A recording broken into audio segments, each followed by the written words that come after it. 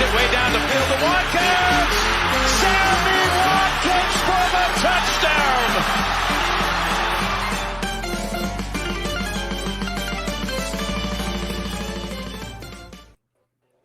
The Carolina Panthers have shaken up the football world, trading Christian McCaffery to the 49ers, giving us plenty to talk about. I'm Adam Wright with CJ Medeiros. You're listening to the Fumblerooski podcast by Power 88 and Secret Weapon Consulting. As I said, plenty to talk about. We're going to lead off with the Christian McCaffery trade. We're going to talk about the Mac Jones versus Bailey Zappe debate, as CJ and I, big Patriots fans, so we'll have fun with that one. Russell Wilson and his continued struggles, fantasy football stardom, sit-ems, all that stuff. And joining us to hit on all of these topics, he's been on the show before, big fan of the show, Nick Noormand, the Pittsburgh Pirates, the Steelers fan. Welcome back to the show. We have some new listeners though. Why don't you introduce yourself?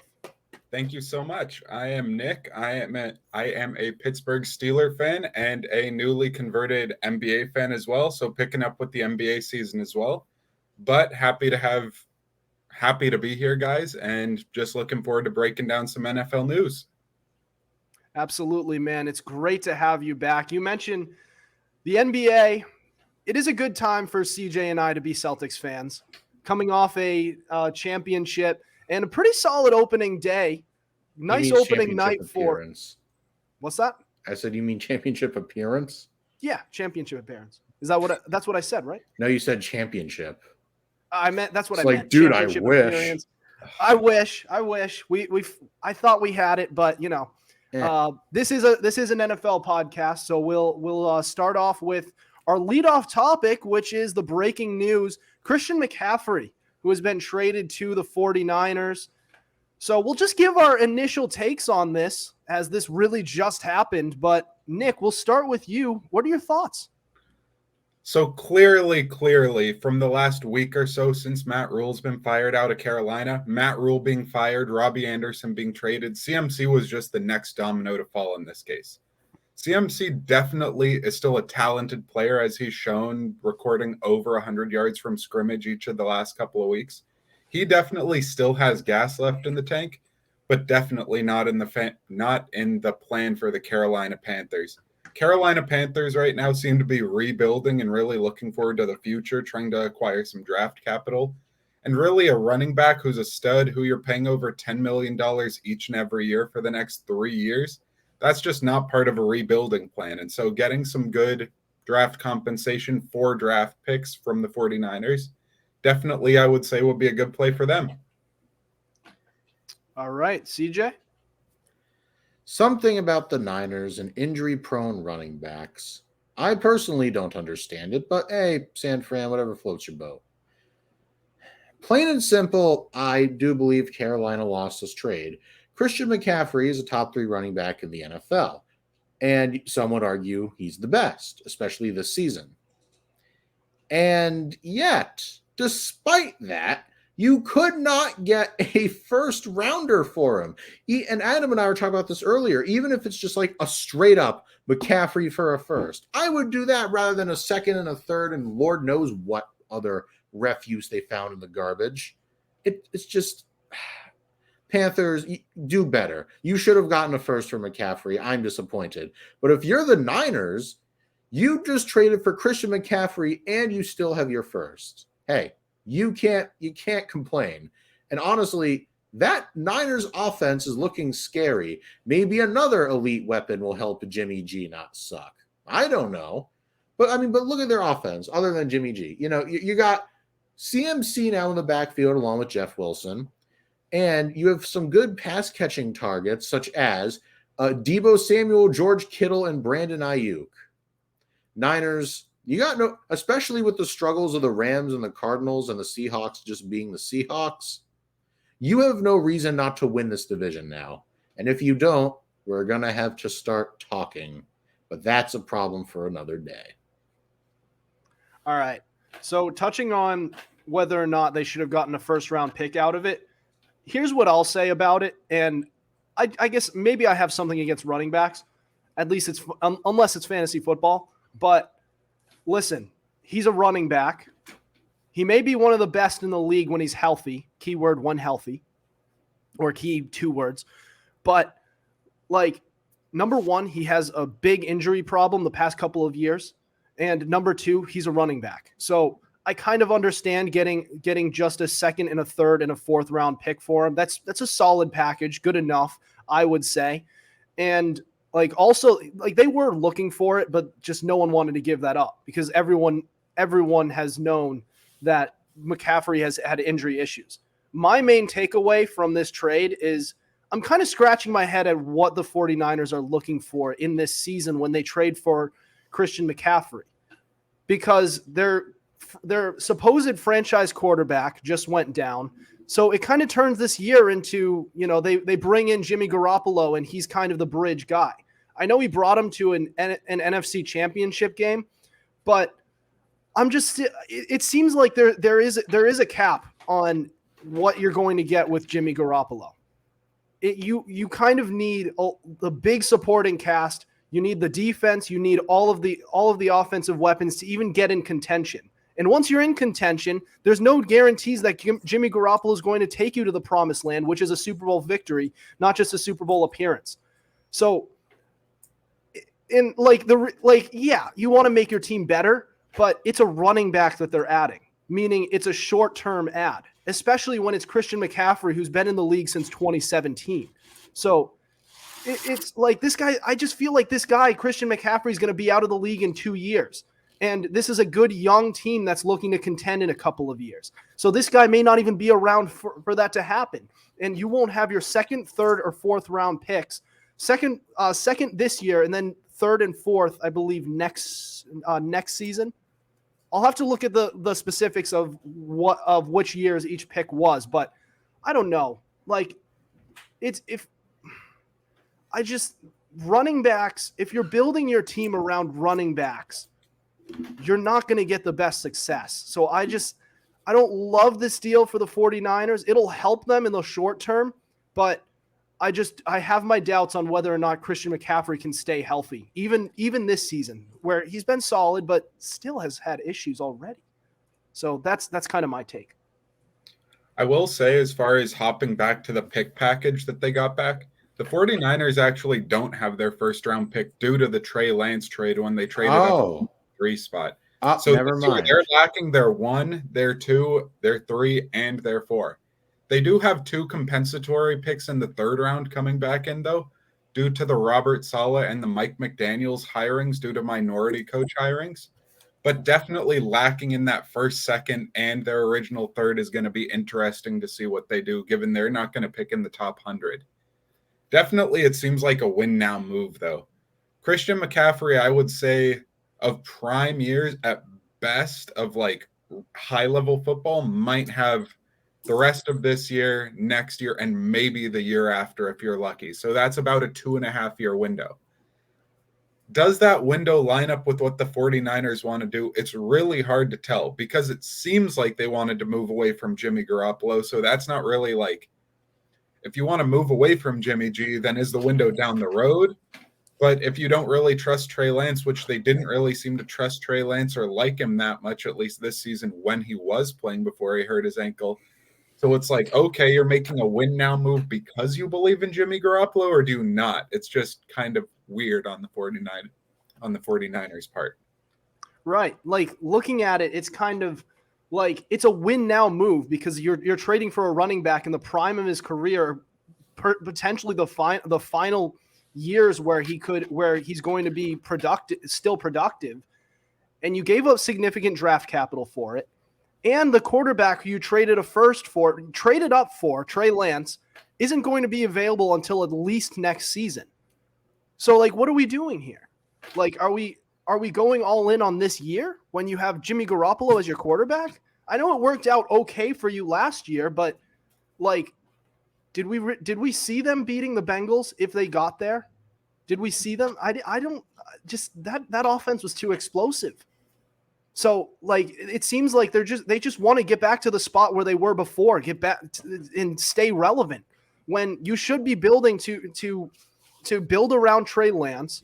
If you still had Trey Lance, this would be a great deal. That's what I'm saying.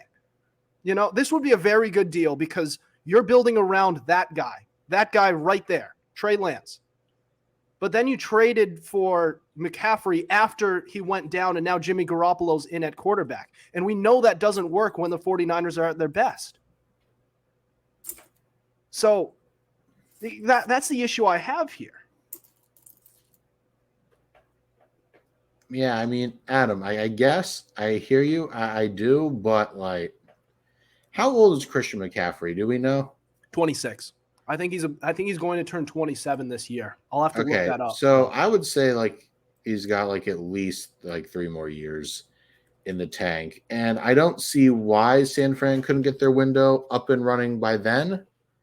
But on the pick thing, they could have like given up, like the Panthers could have gotten Niners like next year's first or something. My point is, I'm not a fan of the package Carolina got.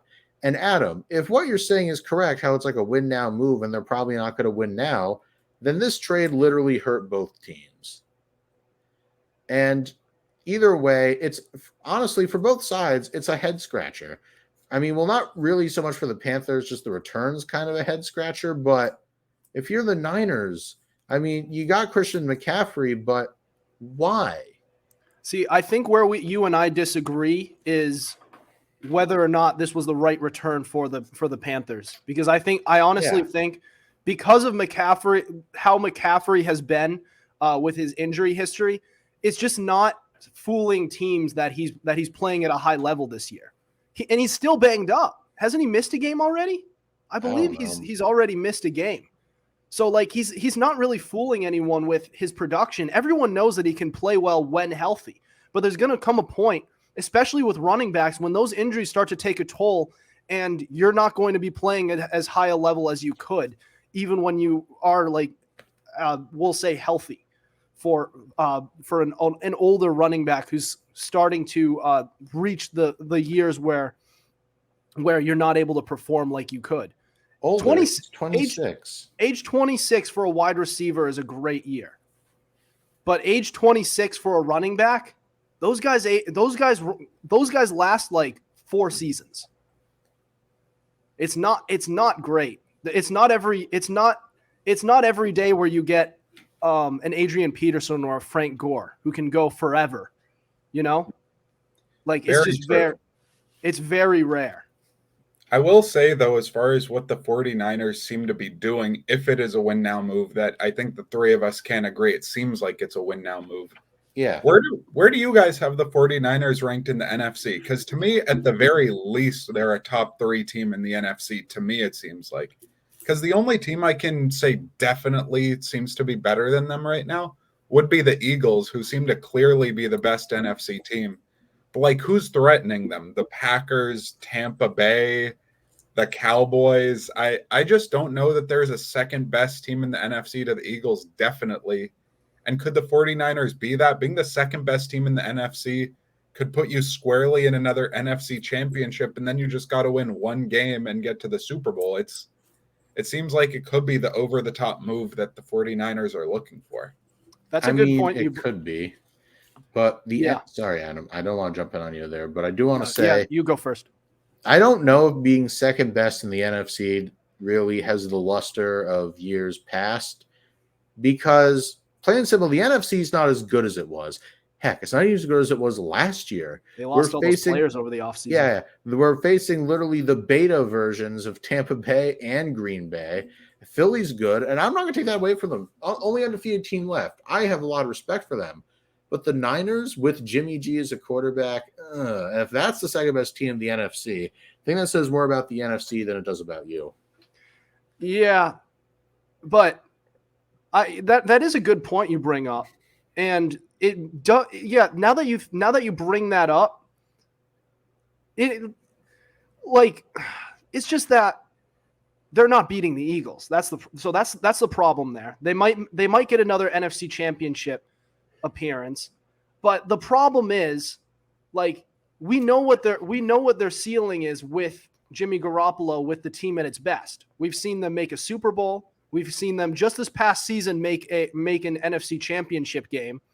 So we know that they can they'll be in the mix. But my problem is they're going to have a cap on their potential because Jimmy Garoppolo gives them chances to win games. He'll lead them to some victories over the regular season, some postseason victories as well. But when it comes to winning the big game, I just don't think he can do that. And I kind of want to see what Trey Lance can do at his best. He has some great raw talent, very good abilities. I just want to see him put it together and see how he can do with that. But the path is there to be in the mix. They're 3-3 right now, so they could go on a run. But let's see what happens with this season. I just don't think they have what it takes with Jimmy Garoppolo there. Plain and simple. Yeah. Honestly, I'm inclined to agree. But the path is there, as you mentioned, Nick. I definitely agree there that the NFC has not been what it could be. A team that I really thought would be in the mix would be the Buccaneers. I thought they'd be a contender, but their offensive line has completely fallen apart, and Brady's starting to show a little bit of age here. I hate to admit that as a Brady fan and a Patriots fan, but it's not looking good for the Buccaneers. The Rams look like a massive bust, and their offensive line issues are a problem themselves. They just lost. So they lost the other guy who they had, who was 40, and I'm blanking on his name. Whitworth? Yeah. Yep. And then the other guy who replaced him, who has been pretty solid, he's been underachieving, but he just tore his Achilles, I believe. Mm-hmm. Yep. So, wow. That's looking really bad, especially for a Rams team that I believe is under 500 right now. Not good. Or they could be 500. Yeah, man. I think the Rams definitely, their O-line is in a bad spot. I think they have a right tackle who is a middling starter in the NFL. The rest of the team, though, the rest of the O-line is just horrendous. It's backups. It's practice squad guys.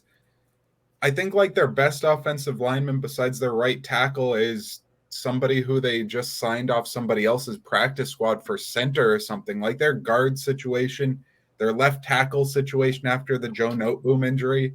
Like they're just in a mess right now on the offensive line. Yeah. And with that, Stafford's throwing a bunch of picks, and with a bad offensive line, he's going to throw even more, and it's just going to be bad, man. Yeah, it's not looking good for the Rams especially on their offensive line, and also looking at, so I looked at their standings. They're 3-3, so they could find themselves back in it. They have the talent to, but it's not looking good on that part. Things are looking great for the Eagles so far, but we are getting a little off topic, and I do want to move on to our next, which is that the Patriots have a bit of, we'll call it a quarterback controversy for now. But Mac Jones versus Bailey Zappe, we'll touch on that debate coming up next. Don't go anywhere. This is the Fumblerooski podcast.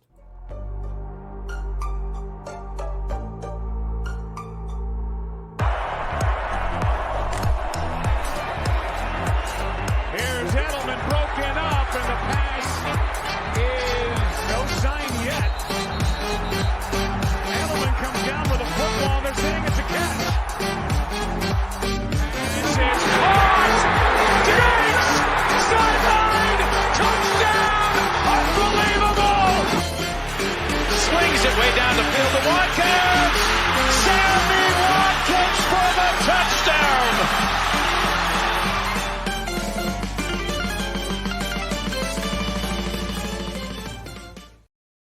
This is the Fumblerooski podcast by Power 88 and Secret Weapon Consulting. I'm Adam Wright with CJ Medeiros and special guest Nick Noormand. So, the Patriots have had a little success since Bailey Zappe has stepped in to replace. It wasn't directly Mac Jones. They went from Mac Jones, who suffered a high ankle sprain, to Brian Hoyer. And Brian Hoyer didn't last the full game before he was out with a concussion. And then Zappe stepped in. In that game, they barely lost to Green Bay. They almost won. So Imagine that. Bailey Zappe almost out-dueling Aaron Rodgers. And then they went on to win a couple games in a row. And here we are. Mac Jones is almost fully healthy. They expect him to be ready for this game against Chicago on Monday night. So the question is now, who starts now? Mac Jones or Bailey Zappe? How is Bill Belichick managing this quarterback situation? Nick, go. I will say I haven't watched a lot of Patriots football this season, but from everything I've heard surrounding the Zappe controversy, the first thing that my mind would compare it to right now will be the Cowboys situation with Cooper Rush and Dak Prescott. There are definitely people in the Cowboy fan community that'll just say, Rush is winning games, you got to ride with the hot hand. But the thing is, Rush in his last game against the Eagles had a 3-interception game and just looked horrible. He looked terrible through a lot of the game. And the thing is, like, if we're comparing bad play but winning football for a backup quarterback, that's something where it's like, okay, they're a backup. They're not the reason they're winning. They're playing poorly. But from everything I've heard about the Zappe Mac Jones kind of controversy is Mac Jones was playing okay. Bailey Zappe came in and was playing okay, but they're winning at a higher clip, and he just seems to be playing cleaner, smoother football. And so if you're looking at two quarterbacks, one of them's winning more and not playing poorly, they're not the reason they're losing games. They're the reason they're winning to a degree. I think you can look at that as a pretty solid controversy and giving Bailey Zappe maybe a start or two looking forward to the end of the season, potentially. All right. CJ? Oh, boy. Now, as a Pats fan, I won't lie, I'm a little torn. I love Mac. I have his jersey. You know, I was rooting for him. But Bailey Zappe's been playing so well. You know, he knocked off the Lions, who are the best offense, and he crushed, Cleveland. They have guys like Myles Garrett. Their defense was a little banged up, but still, he was able to outduel them. I mean, they have guys like Amari Cooper, David Njoku, and blanking on his name. Don't forget the Nick Chubb. Jacoby Brissett. Yeah, I know, but I mean, they still have good. I'm just saying they still have good. They got Nick Chubb too. They have good talent. Sure. Yeah. What do you mean? Sure. Are you saying they don't? They have pieces, but it's a saying quarterback-driven league. I know, but they're not scrubs. Is my point. So Bailey Zappe, I wouldn't say is beating scrubs. I mean, he's not beating like Philly, and he's not beating Buffalo, but he's not beating Carolina either. So that being said, when you factor in everything, I would say start Mac Jones. And now here's why. He is your first round pick, and he was like the QB1. He won the job, going into the season. And the offense is now starting to gel. The Lions playing as a cohesive unit, except for when Isaiah Wynn's in there. The wide receivers are doing a little better. Ramondre Stevenson's coming into his own. The defense is putting the clamps on people. And excuse me. And Mac can just slide right in, and he can play. It's just the only thing that bothered me was the decision making. But Bailey Zappe's success can be a double-edged sword, especially since Mac Jones has seen this. And I would wager it's pretty much lit a fire. It's lit a fire under his butt. I mean, it has to. And here's the best part. Let's just say you put him against Chicago, he's struggling. He's like 10 for 20, 105 yards, touchdown, and a pick. You can put in Zappe. I know there's like, if you have two quarterbacks, you have none. I mean, you have two capable starters. I mean, it's not like they're two scrubs. And Mac, I mean, if he comes back and continues to, well, I'm not going to say he didn't really quite suck except for like against the Ravens. But if he comes back and starts sucking, then I would say start Bailey Zappe. But I would say you just play it safe and start Mac. Hopefully, he plays a little better. But my point is nothing's definitive. Your options are open. But going into Monday night, you play Mac. All right. So, plain and simple, if Mac Jones becomes healthy in the next week or two, so this week or the week after, you start Mac Jones. If Mac Jones takes a few weeks to get healthy, so The original report was that Mac Jones was supposed to miss a lot of time. And there were conflicting reports because Bill Belichick was contradicting that. He was saying, no, we're going to take it week by week and see when he's healthy. So looking at that, if he misses that stretch of time and Bailey Zappe still plays very well, let's say until what week is it? We're on week 7. So let's say he's playing well up until like week 10. Let's say week 12, week 13, 14, around there. At that point, if there's Patriots still playing well, Bailey Zappe leading the charge, you got to stick with Zappe at that point. You just have to, because he's played 2-3 games for Zappe, too small sample size. But if he's playing this well for a long period of time, then that's no mistake. You have to let him play it out, and Mac Jones has to earn his way back. Not to mention, if they were to just hand Mac Jones back the starting job, does that not send the wrong messages to that locker room? That if you're the 15th overall pick, you're just going to be handed the starting job, even though your backup was playing better than you were before you got hurt, and you're just handed the job back. Like, yeah, if he only misses a couple of games and is back, then start him. But if he misses a long period of time and Bailey Zappe is still playing like this and the team is winning, you got to earn it back. That's the way I look at it. My opinion is slightly in the minority amongst Patriots fans, but I don't know. I just think you need to earn your spot back, especially if this guy is still playing well at week 14, right? Now, I'm not sure what his exact table is going to be because the reports are just inconsistent, but that's my thought. If he comes back week 10, for example, Mac Jones is healthy week 10, and he doesn't get injured the rest of the year, do you think that Bailey Zappe starts another game this season if Mac Jones is healthy week 10?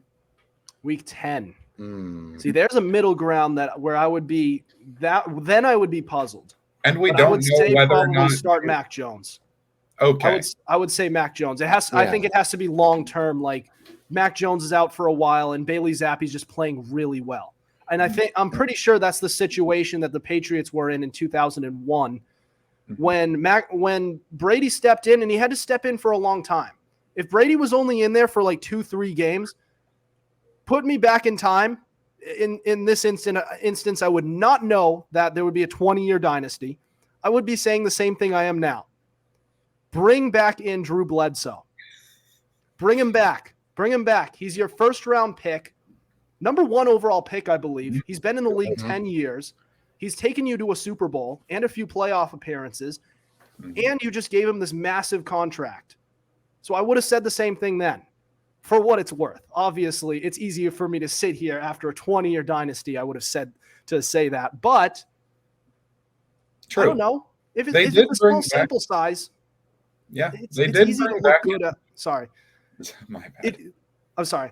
It's easy to look good over a small period of time. That's I get that. Even over a big period of time, though, Tom Brady started a ton of games that 2001 season. And Drew Bledsoe started at least a game in the playoffs, if I remember. He started that AFC Championship against the Steelers. He didn't start. He was subbed in because Brady got hurt. Oh, okay. Got you. Not a Patriots fan. That's all right. Yes. I forgive you. Yes. But do you think even if Mac Jones is healthy week 10-ish, if he plays well, plays poorly, plays middling, do you think Bailey Zappe starts another game at all this season?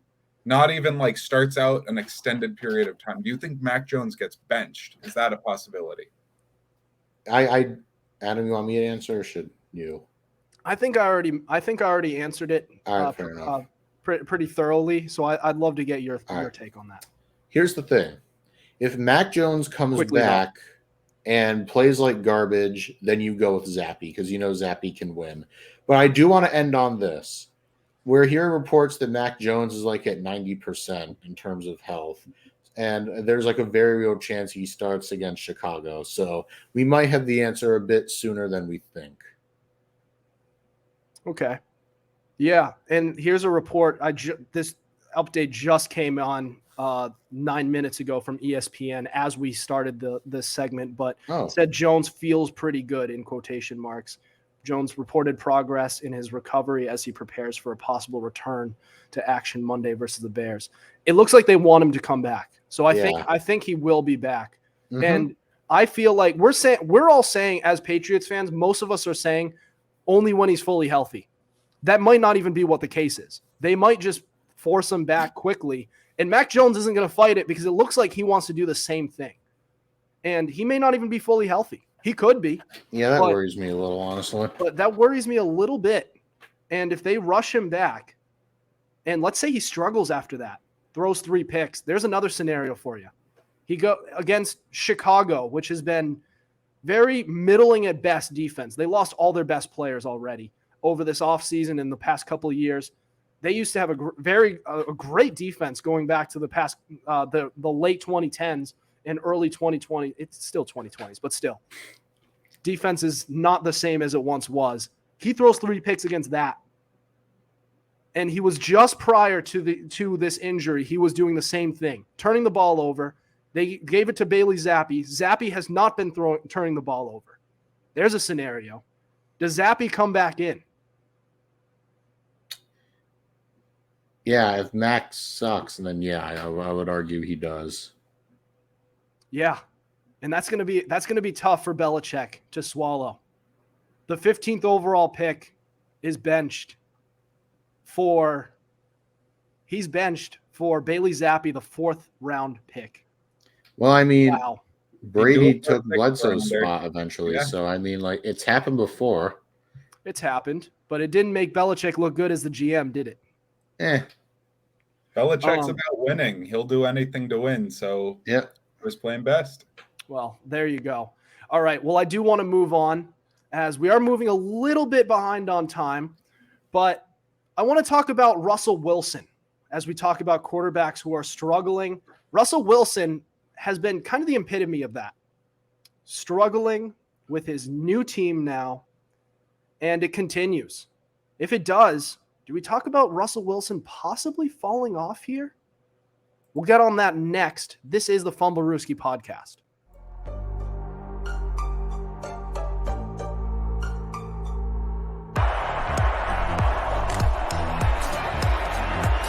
Here's Edelman broken up, and the pass is no sign yet.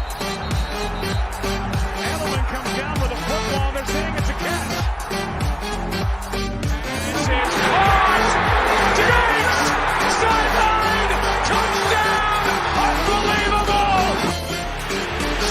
Way down the field to Watkins. Sammy Watkins for the touchdown.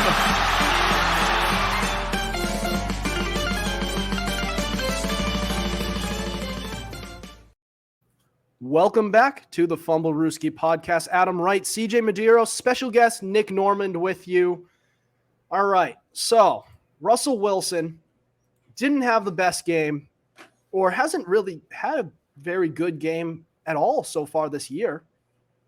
And it kind of worried me a little bit, the way they kind of managed that game on Monday Night Football against the Chargers. So instead of playing like the game script you would think you would play with, where you're throwing the ball and you're trying to get the ball down the field and you're trying to win, they were running the ball a disturbingly large amount of times, especially when your starting running back, Javonte Williams, went down with an ACL tear. They were running the ball with not like some great running back. They went with Latavius Murray, who's been a journeyman, which makes me wonder, do they just not trust him? So we talked a little bit a couple weeks ago about whether or not maybe it's an attitude thing. Maybe he just doesn't, Russell Wilson, he just doesn't have his head screwed on straight. But what if he just doesn't have it anymore? Nick, your thoughts? Russell Wilson is definitely a Hall of Famer. I think that's definitely solidified. And I think definitely after 8 Pro Bowls, a decade in the league, playing at a really high level, I think his legacy is really solid. But as far as this season, the next season after that on the Broncos, I don't see it getting a lot better than it's been. I'm really concerned for Russell Wilson. I think the only things that they could do to save this are either a radical change in their entire offensive philosophy or just a change at the head coach or offensive coordinator position in total. I think you need to do a huge, massive sweeping change on the offensive side of the ball, not even personnel wise, but just scheme, be able to do something like that. I just think Russell Wilson on this Broncos team, the way they're utilizing him and the way that he's trying to kind of fit a square peg in a round hole just isn't working. He has to live in the highlights of Russell Wilson are him scrambling on the move with space. And I definitely think that his height is limiting him, where he's 5'11" or something like that. For a quarterback, that's tiny. And I think he's got to live in the bootleg on the move. And the thing is, to be doing bootlegs, to be on the move, you have to be running the ball. And like you were saying, with this offense, with this run game, you really don't want to be running the ball. And so I think this year, offensively, there's nothing they can really do to make a big difference this year. I think at best they might be 9-8. CJ? Now, Russell Wilson once said, Broncos country, let's ride. Unfortunately, that ride is like a Model T on a gravel road going off a cliff. So, Jesus. Yeah, I said what I said. And I'm going to be frank. Russell Wilson sucks, especially for what they gave him this offseason. Now, I would like to read you some stats. Russell Wilson has thrown for 1,442 yards, not bad, and now across 6 games has 5 touchdown passes. I don't know if I can forgive that too much, especially since he has 2 games without any, and he has 3 picks. For a combined passer rating of 83.4 and a completion percentage of, we'll call it 58%. Does that sound like a quarterback that we are going to give a nice big extension to? And let me tell you something. If, like what Adam said, if Russell Wilson has fallen off, then Denver, you're screwed. Because all he's got to do, Adam called him fat and happy, and he's correct. Well, he's not fat, but you get the term. All he's got to do is just roll up to Mile High Stadium, throw the ball around, and collect his checks. We're seeing a man that doesn't care. And we've said that before. But, I'm not going to jump to his defense, but I truly believe a lot of it, is Nathaniel Hackett. Nathaniel Hackett is a terrible head coach, and it's becoming increasingly clear that he was just the product of Aaron Rodgers and Devontae Adams. So I would say this offseason, and plus, Russell Wilson's his first year in a new system. Sometimes quarterbacks struggle. Brady struggled, his first few weeks in Tampa. Stafford had his ups and downs his first season in LA. So I would say just give it time. But if they finish around what Nick said, like 9-8, 8-9, especially if you don't go to the playoffs, put Hackett's head on the chopping block, because you can. And if you get another coach, and Wilson's second year with with his friends in Denver there, and if he still doesn't perform up to snuff, well then, yeah, that's just I don't have a solution for that. It's just going to suck for Denver. All right. I wanted to look at this couple stretches during Russell Wilson's career. And so we look at the early part of the 2010s when Russell Wilson's career was just starting. And that was the time when they went to a Super Bowl and they won a Super Bowl and nearly won a second right after that.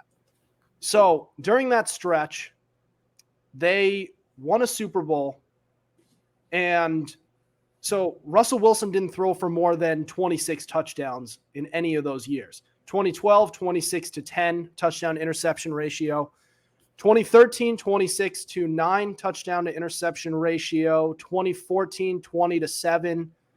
And then now let's fast forward over to 2017 through, let's say, 2020.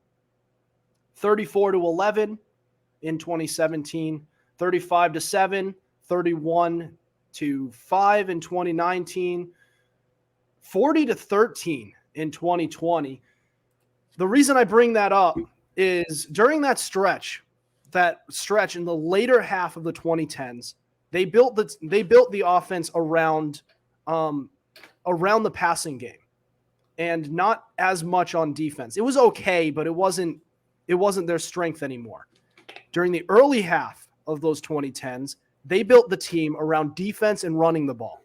And they won a Super Bowl, very nearly won a second one. And I believe in the following year in 2015, did they win a playoff game that year? No. So they yeah, they did. Never mind. I was thinking of the wrong team. Against the Vikings, I think. Yes. Yeah, I know that was yeah. against the Vikings because their kicker Blair Walsh shanked it. And I don't believe they've won a playoff game since then. I don't believe so, no. If they do, they have like one. I think they won one against the Josh McCown Eagles when Wentz got hurt in like 2019 or 20. When McCown had to come in for Wentz, yeah. Had to come in for Wentz. Are you Wentz for – because it wasn't McCown, it was Nick Foles who was stepping in. It was 2018, correct? I believe they lost to the Saints, wasn't it? No, it was the year after, I thought. Let's see. I don't. No. They had Foles the year after because they did. Philly lost to the Saints and Foles threw like a really horrible pick. Yeah. So, like, can they even win? Can a team even win with the team being structured around Russell Wilson? They've proven that they can win regular season games during the Seahawks days, but like also he is a dual threat quarterback, and those tend to not last quite as long. So what if we're just witnessing sort of maybe the tail end of Russell Wilson's career, and maybe he just won't be the same quarterback again? I don't know. I don't even know like how I can mentally like entertain that. Plain and simple, Adam, I don't know. Like, I don't think it is, but imagine if it were. If it is the tail end of his career, then the Broncos are going to be screwed for many, many, many years. Yeah, it's not looking great. He has like a 5-year contract and has like $200+ million that are going to be going to him. It's going to be tough for them. Yeah. Broncos country, let's ride. All right. Well, we do have to move on, and we're going to get over to our Fumblerooski fantasy fix. We're going to give you some stardoms, sit-ems. So don't go anywhere. You are listening to the Fumblerooski podcast.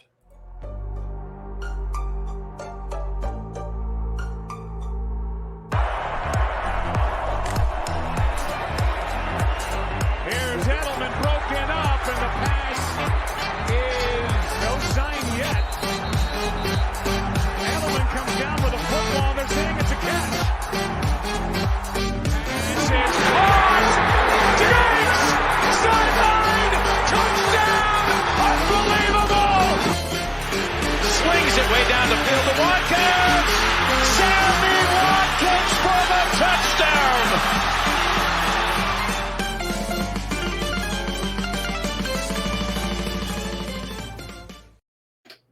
This is the Fumblerooski podcast by Power 88 and Secret Weapon Consulting. Adam Wright here with CJ Medeiros and special guest Nick Noormand. We are on to the Fumblerooski fantasy fix. So stardom, sit-ems. As always, we start with our running backs. So we're going to start Ezekiel Elliott and Tony Pollard versus Detroit. Ezekiel Elliott may have struggled this year, but look at the matchups. Very tough matchups against running backs. And Ezekiel Elliott, he's put up decent numbers a couple weeks. Now they're going against Detroit. So start either him or Pollard. Either will work. Then we have Brian Robinson versus Green Bay. He has a very solid matchup coming off of what was a pretty good game for him. So start Brian Robinson. We're going to sit David Montgomery versus New England. They've been tough against running backs. And Chicago, They're going to be playing from behind. Game script is going to betray David Montgomery. Put him in your bench. We're also going to bench Melvin Gordon, who is a shell of himself. And do I even need to mention the matchup here? It is against the Jets. So the Jets have been pretty solid against the run. So probably bench Melvin Gordon. If this were a few years prior, I would start him, but put him on the bench. Going on to wide receivers, we have Deontay Johnson at Miami, and then we have Michael Pittman versus Tennessee. Then we have for sits, Terry McLaurin versus Green Bay, Christian Kirk versus the Giants. Then quarterbacks, we're going to start Tua Tagovailoa versus Pittsburgh. We're going to start also Matt Ryan versus Tennessee. Then we're going to sit Jared Goff at Dallas and Tom Brady at Carolina. And a part of me just died inside putting him on the bench, but it hasn't looked good for the Buccaneers or Tom Brady. As for tight ends, we're going to start Hayden Hurst versus Atlanta, and we're going to start Pat Freiermuth at Miami. We're going to sit Kyle Pitts at Cincinnati. I know he just scored his first touchdown this season and his second in his career, but we're still sitting his ass because he is not having the best year. Also, Tyler Conklin at Denver. In case you guys needed the reminder that Tyler Conklin, he just had a pretty good he just had a good stretch to start his year. I'm going to remind you that he went from the number 3 tight end in fantasy to number 16 in 3 weeks. What does that tell you about that stretch? All right, going on to defenses, we're going to start Cowboys versus Dallas and Buccaneers at Carolina. We're going to sit 49ers versus Kansas City and Broncos versus the New York Jets. All right, that was your Stardom Situm for this week. And tune in on our next episode where we give you our waiver wire picks coming off of week 7. But that is your fantasy Fumblerooski fantasy fix. We're going to go on to Nick's guest segment where we're going to talk about trade deadline targets. Don't go anywhere. This is the Fumblerooski podcast.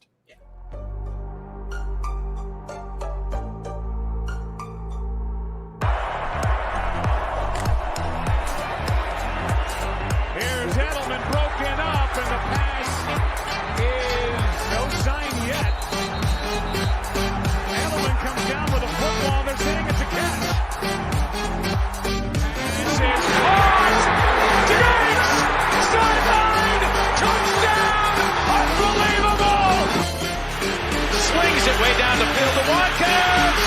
Sammy Watkins for the touchdown.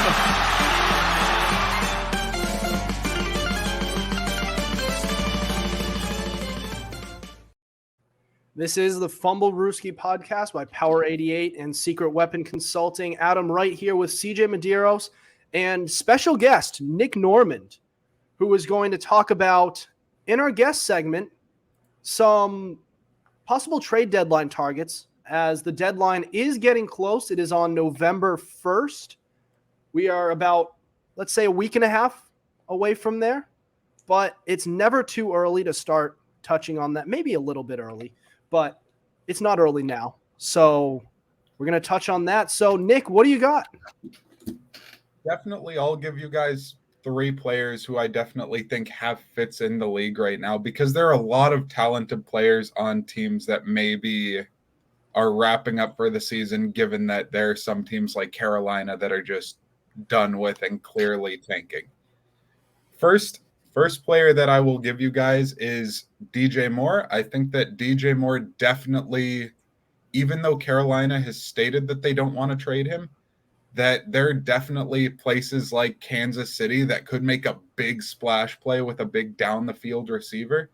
Another fit that I think could obviously work would be the Packers, given they're lacking in wide receiver. I definitely say a better fit for a player would be Brandon Cooks for the Packers, though, with a little bit more speed, down the field, hands kind of player.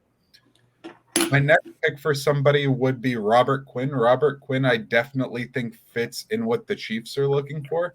Robert Quinn, I know, has a big price tag, But as far as pass rush, the Chiefs are really, really lacking in the pass rush department, even after drafting George Karlaftis and having Frank Clark, along with their big defensive tackle, Chris Jones. I just believe they need that other pass rusher to be able to put them over the top for those late game Josh Allen running around.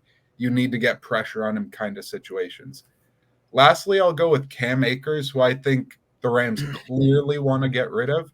And with CMC off the market, I would definitely say that with what the Broncos are doing right now, they could definitely take a flyer on Cam Akers for potentially a 4th or 5th round pick.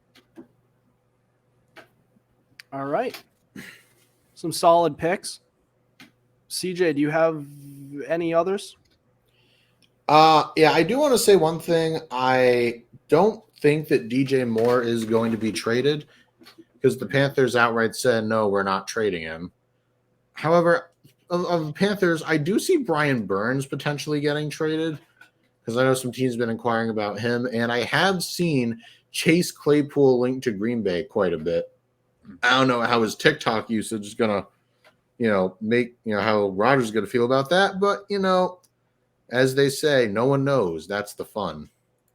Adam? Yeah, and look, if Pittsburgh can get a good haul for Chase Claypool, I would say pull the trigger.